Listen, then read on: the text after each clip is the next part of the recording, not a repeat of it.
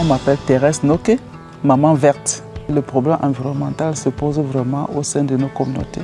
Il y a la désertification qui est visible dans l'extrême nord. Il y a la sécheresse, il y a le manque d'eau, il y a les vents violents, il y a les inondations. Et donc l'Église ne serait restée silencieuse. Et c'est pour ça que nous avons mis sur pied ce projet pour amener une prise de conscience, pour promouvoir la prise de conscience au sein de nos communautés, afin que nos communautés elles-mêmes puissent développer des solutions pour prendre soin de cet environnement. Donc l'Église fait dans la formation, la sensibilisation, l'éducation pour une prise de conscience. Et c'est vraiment très important parce que notre environnement, c'est notre survie. Ouais. Tout ce que nous avons vient de la terre et il faut prendre soin de cela. Miljøprosjektet nå etablert I nordlige deler av Kamerun, og senere skal også den midterste delen innlemmes. Her naturødeleggelsene størst, og dermed mest utfordrende for befolkningen. For å lykkes må prosjektet samarbeide, både med myndigheter og andre sentrale aktører. On dit que la porte d'entrée dans une communauté, ce sont les chefs. Parce que dès qu'un chef est gagné à une cause, forcément toute la communauté adhère. Donc nous avons pris cette nouvelle approche à la deuxième phase.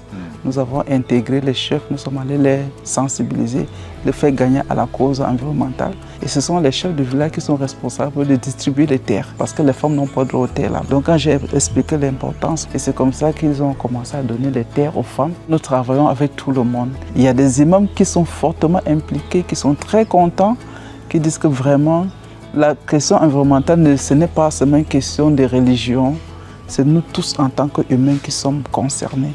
Donc travailler avec l'homme, c'est travailler sans discrimination. Du projet, on a fait beaucoup de résultats. C'est la formation à la construction et l'utilisation des foyers améliorés pour économiser l'utilisation des bois. Parce que justement, le problème de déforestation qui est l'un des plus grands défis du changement climatique. Et donc pour lutter contre cela, nous amenons les femmes surtout à utiliser le foyer amélioré. On les apprend elles-mêmes à construire cela et à l'utiliser. Et aujourd'hui, vous allez voir plus de 1000 ménages quand vous allez dans les zones où le projet est intervenu qui utilisent le foyer amélioré. Maten på landsbygda I Kamerun blir stort sett laget på en ovn. De nye brenselseffektive ovnene forbrenner 60% mindre tre enn de tradisjonelle ovnene. De stødigere og gir mindre røyk og brannskader, I tillegg til å være tidsbesparende I matlaginga. Miljøministeren I Kamerun har fått presentert ovnene og ønsker å støtte en kommersiell utbreding av dem. Dans 2 ans, moi, je vois une population qui prend soin de son environnement, qui de plus en plus protège. Moi, mon rêve, c'est dans 10 ans, un grand impact au niveau de la communauté, des communautés. Qu'il y ait de plus en plus de gens qui plantent les arbres, de plus en plus de personnes qui utilisent le foyer amélioré, de plus en plus de gens qui évitent de détruire leur terre en utilisant les pesticides qui sont les grammazoles, qui causent un grand tort sur la fertilité du sol.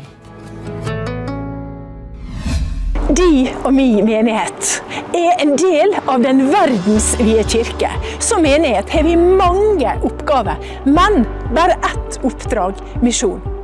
Vi kalt til å dele trua på Jesus, utrydde fattigdom og bekjempe urettferdighet.